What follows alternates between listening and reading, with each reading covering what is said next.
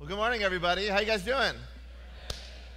We are continuing in our series, Undo. And we kicked off this series last week, and really the whole premise of the series is just understanding that all of us have things in our lives that we wish we could go back and undo. Like things that we've said or things that we've done. If we could just go back in history and undo some of those things, we feel like probably our lives might have less conflict, or we might have less issues that have arisen from some of these behaviors. Now, the thing is, all of us know that we can't go back in time. Like, that's not possible. We can't go back and undo some of these things. But the reality is, we can learn from those mistakes.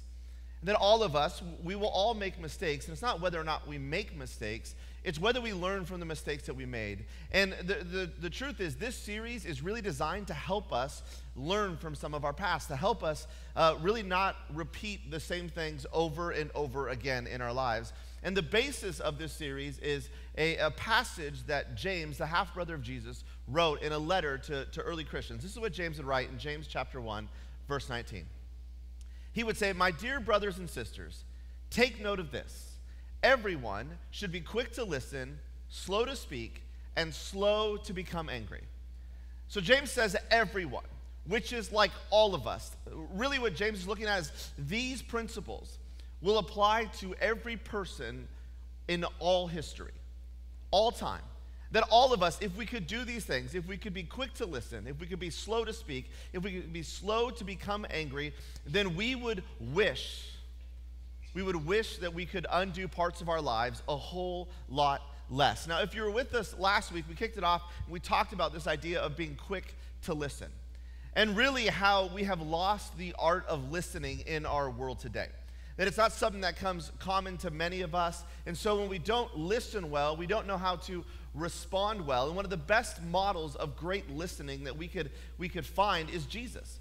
And that Jesus was constantly engaged in with someone. And so that when they were talking, from the moment they opened their mouths to the last sentence, Jesus was fully present with those people. And if we want to be the kind of people who are good listeners, then we need to be fully present with people. Part of being quick to listen is to put yourself in a posture that you are present with the people that God has brought around you. And when you listen well, you are then equipped to respond well.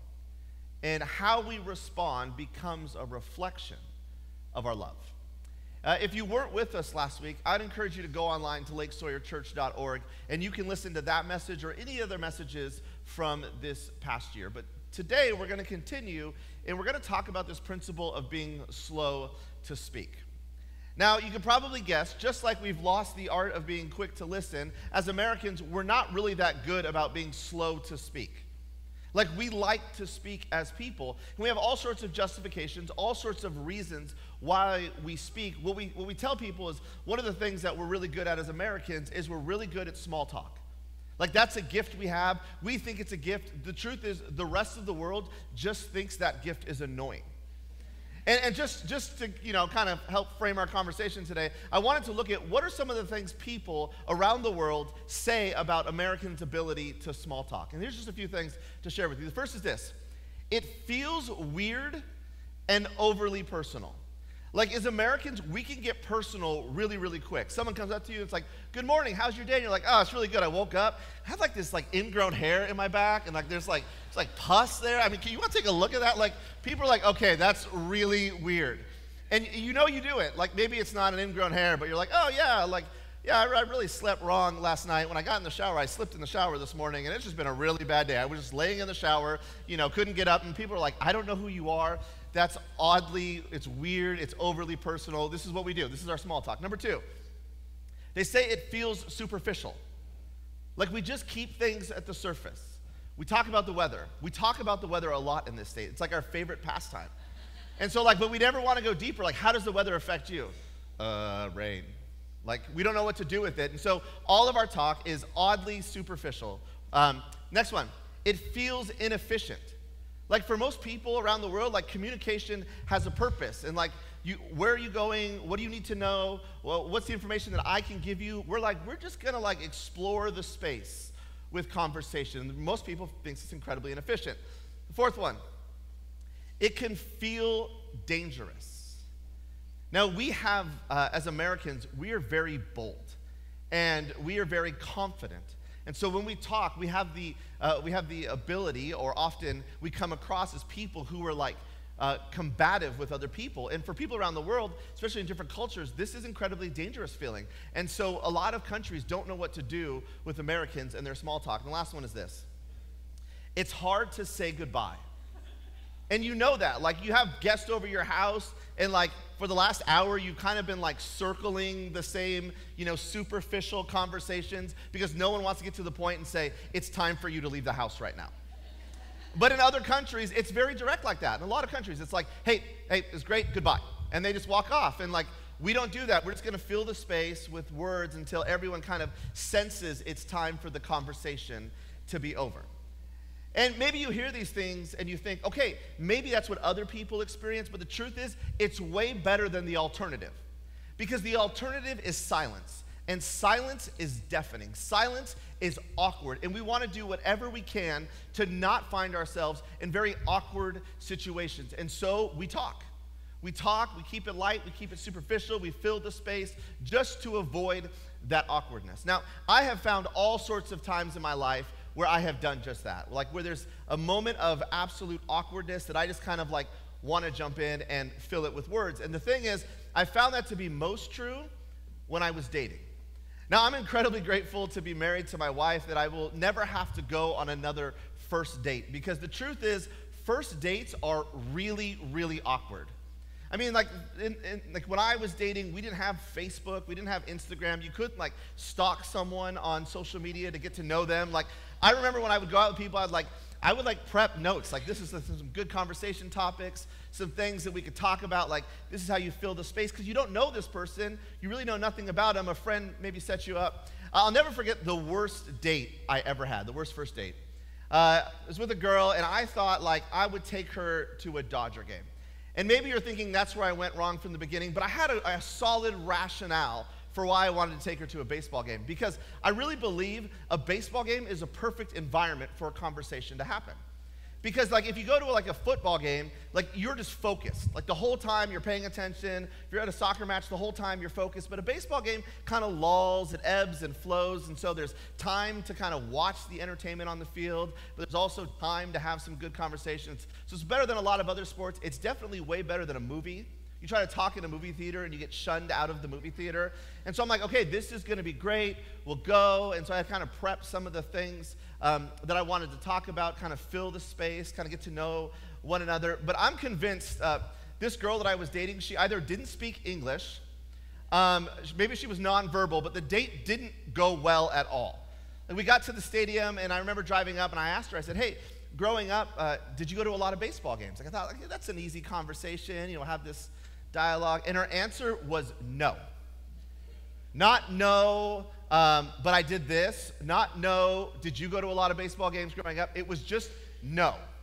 And I thought, okay, that's not a good start. This is really awkward. And I remember kind of driving up, parking, and like walking, and like just all this weird sort of awkward silence. We got to our seats, and so I just tried all sorts of things, like having conversations, like, hey, what do you enjoy in life? Like, what are some of your hobbies? Like, not much.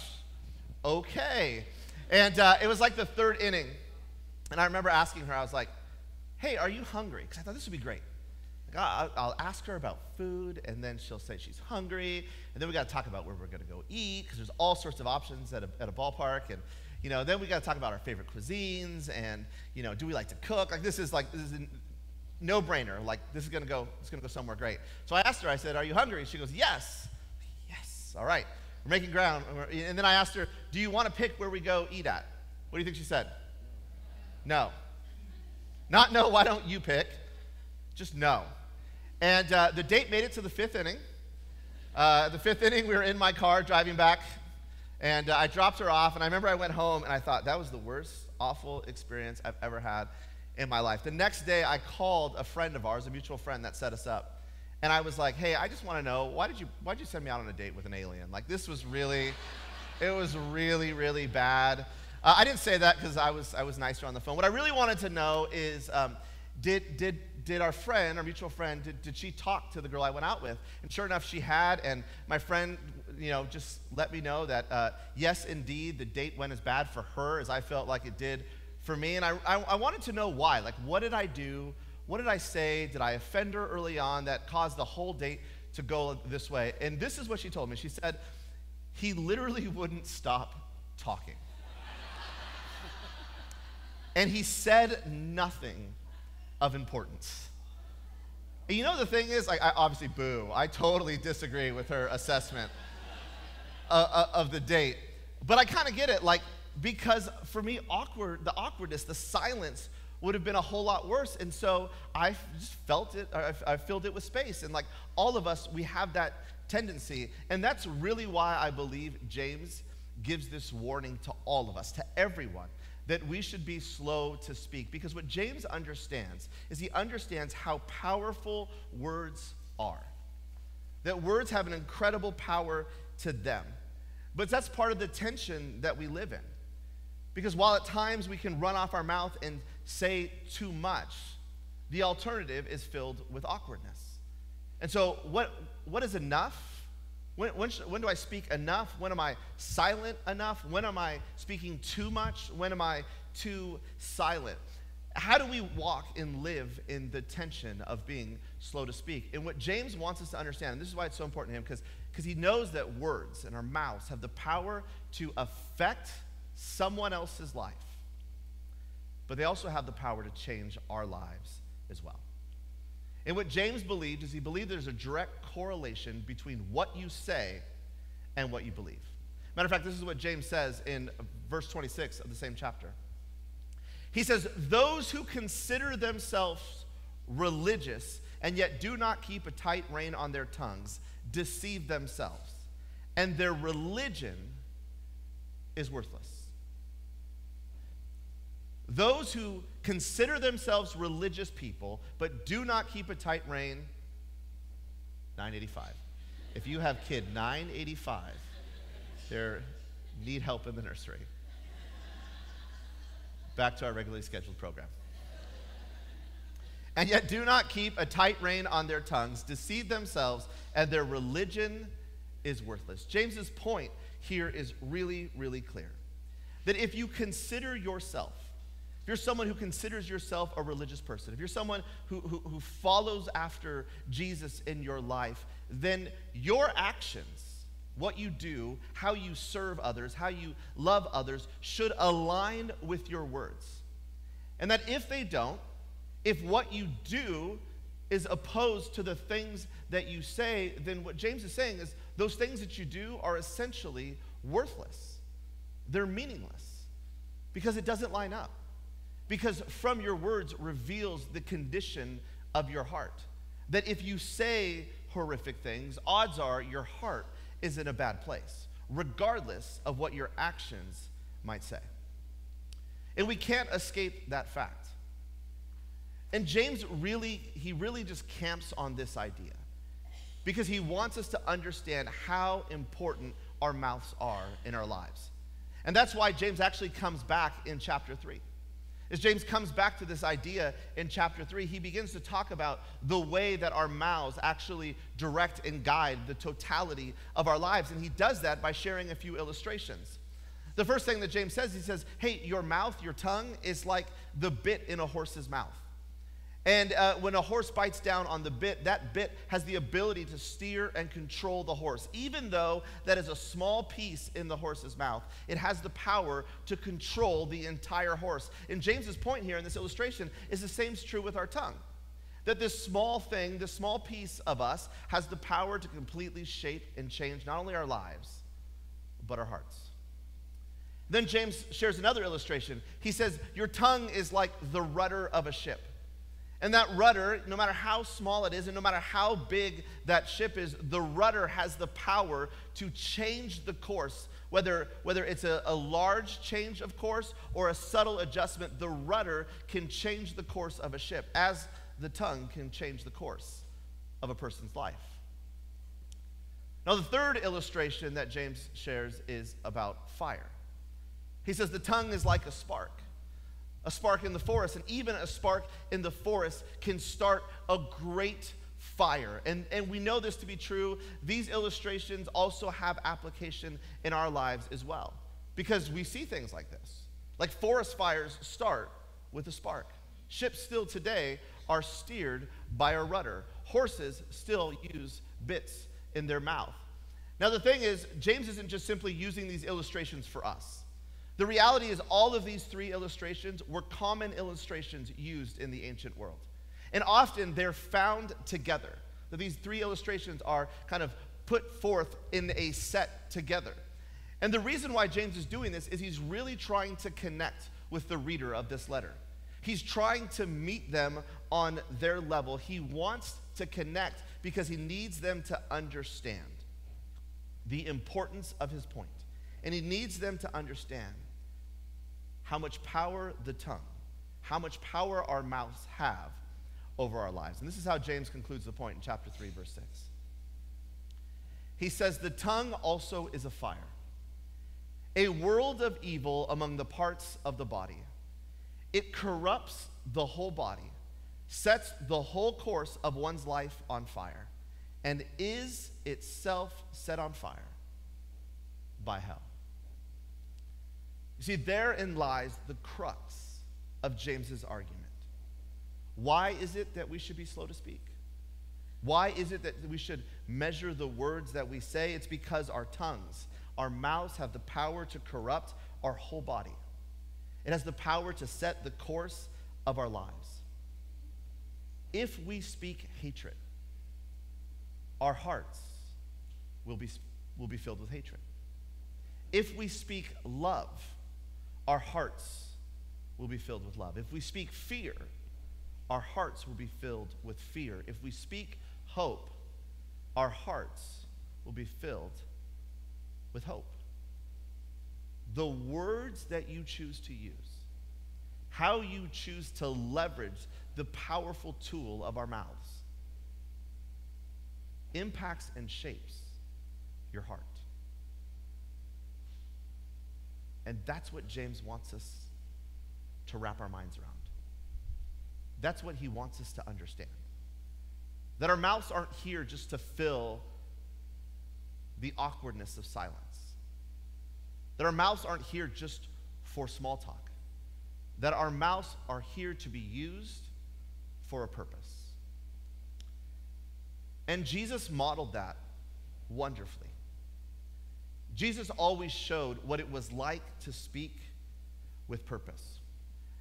There's a story in the New Testament, in one of the four Gospels, the books that tell us about the life and the ministry of Jesus. In the Gospel of Luke, there's an incredible story about Jesus' interaction with a group of Pharisees. Pharisees were religious leaders at the time. And by the time Jesus interacts with these Pharisees, he's doing some incredible things in the region. He's healing people. He's coming alongside people. He's caring for people. He's speaking hope and life into people. And he's calling everyone to a new way to follow after God. And of course, if you're a religious leader, this is troubling, because this goes against your worldview. It challenges the beliefs that you have about your own faith. And so as Jesus is doing all this, and as people are getting excited and beginning to follow after what Jesus is calling them to do, this group of Pharisees become continually more and more frustrated.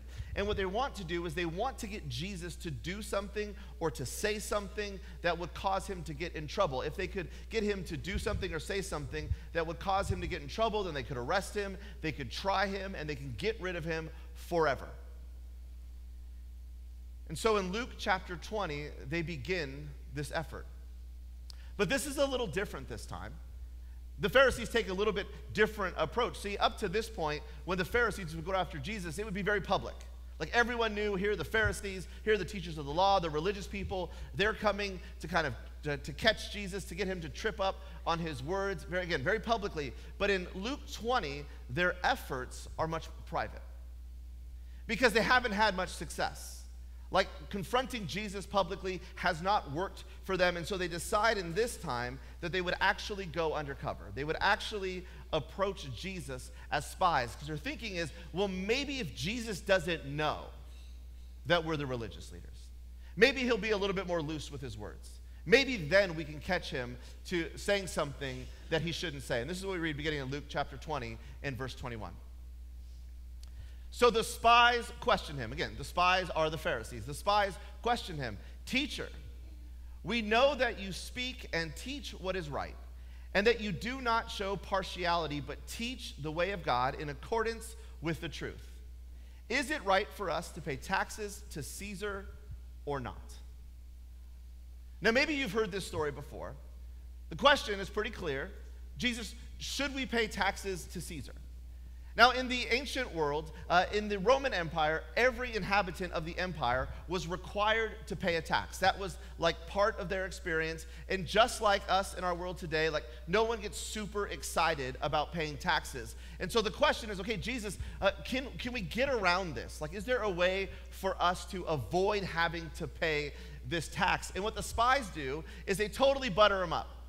Like they're like, we're going to make Jesus feel really good about himself. Hey, we know that you speak and you teach that what is right, that you teach the way of God, that you always teach in accordance to the truth. Like, Jesus, you're like super smart. Just tell us what to do.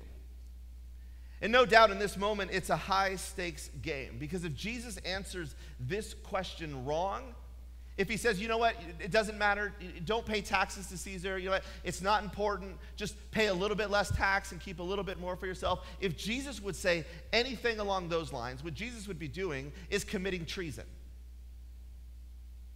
So what's Jesus going to say? Again, it's a high stakes game here, but in this moment, he realizes the intent of these questions. And what he does is he puts the question back on the Pharisees. He wants to know what they would do. Like in this moment, it's clear to everyone there that the gig is up. Like Jesus knows these aren't just normal people, that these are Pharisees trying to trick him. That every word that Jesus chooses in this interaction is incredibly measured. It's used with purpose. He's trying to communicate something, and in such a way that leads people to where he wants them to go. He knows the intent, and so he's choosing his words carefully. And this is how the whole interaction ends in verse 26. They were unable to trap him in what he had said. And astonished by his answer, they became silent. They tried, but they were unable to trap him with what he said there in public. Couldn't do it. Jesus wouldn't fall into this trap. Jesus wouldn't just shoot off the hip. He wouldn't just fill the time with small talk. So they became silent. Jesus' words completely diffused the situation. His words led to the end of this whole inquiry.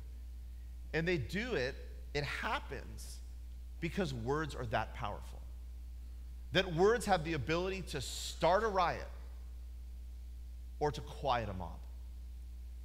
And so Jesus is picking every single word that he uses with incredible purpose and intent. He's not filling the space like so many of us do in our lives. That Jesus is willing to sit in the awkwardness of the silence because he understands the power of words. And then my hope is that this morning, that all of us would leave here with that same understanding. And the power that the words that we use, the power that those words have. So we have to ask ourselves, will those words build people up? Or will those words tear people down? And I think the reality is, all of us would say we would hope that the words that we share would be the kind of words that would build people up. But because we don't speak with purpose, because we're not intentional with the things that we say, often the words that we actually share become the words that tear people down. And we see that all the time in our most precious of relationships.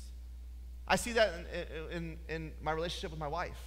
Like, how often do I say something and she'll just look at me? She says, was it your intention to make me feel like this in this moment?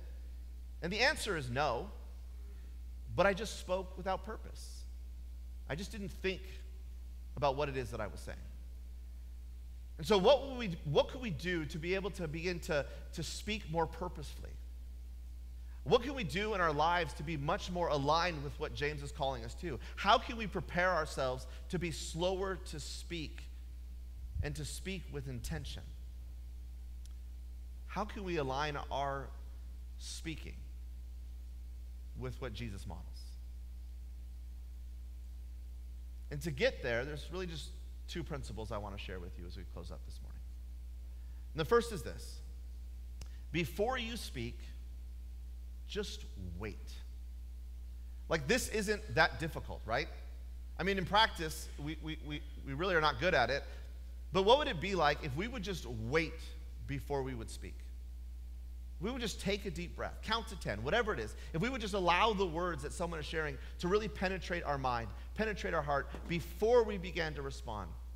And what you would find is, if you could wait, that some of your gut reactions, some of the feelings that you have right from the get-go, that those would begin to dissipate.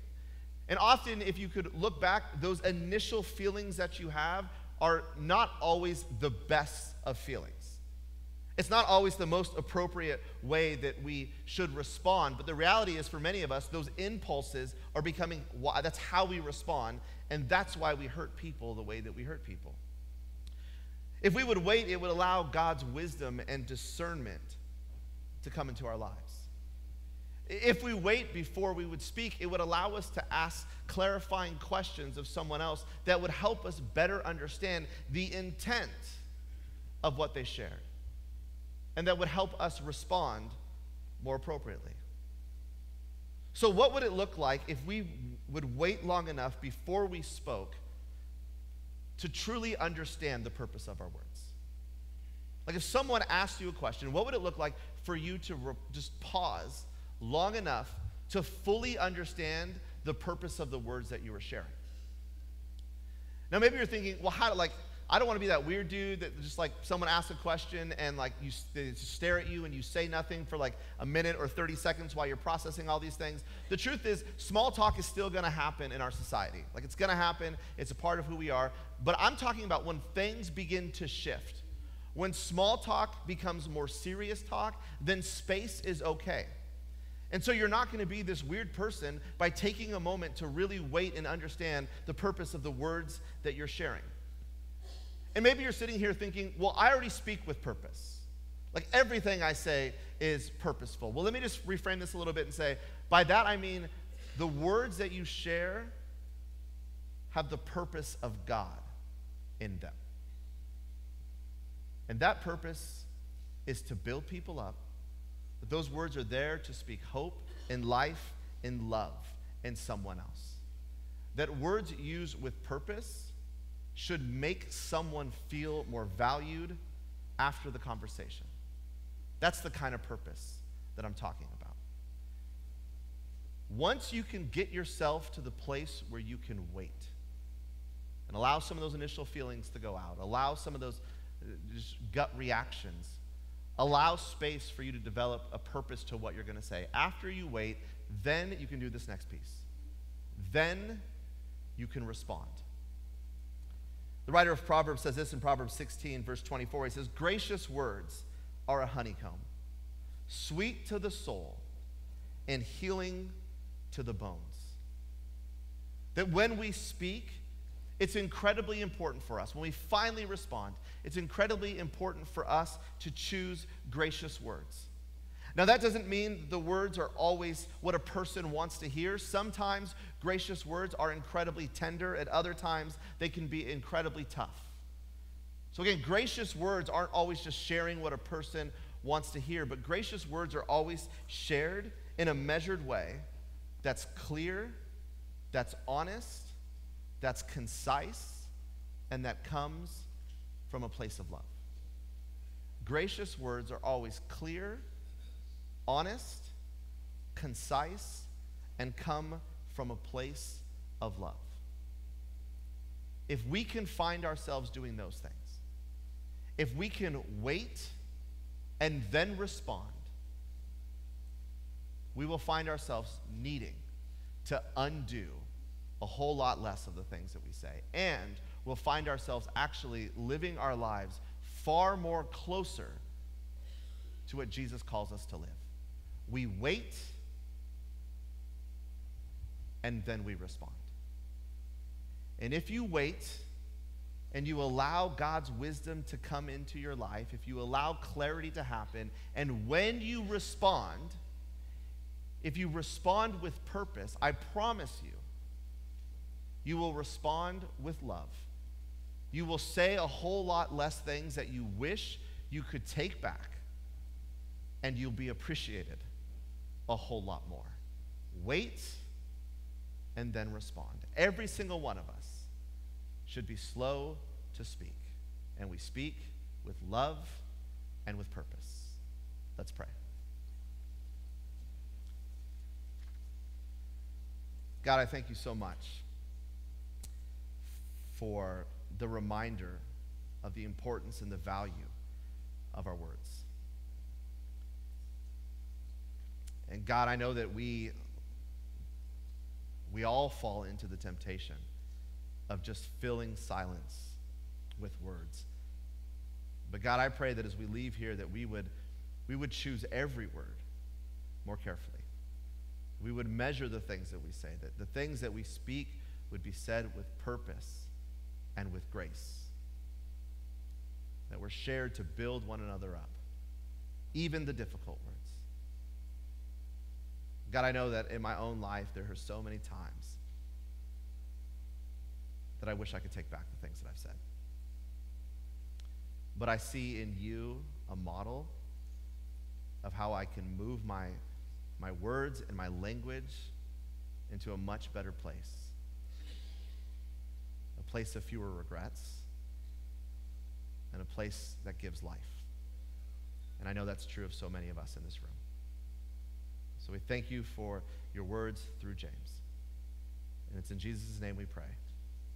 Amen.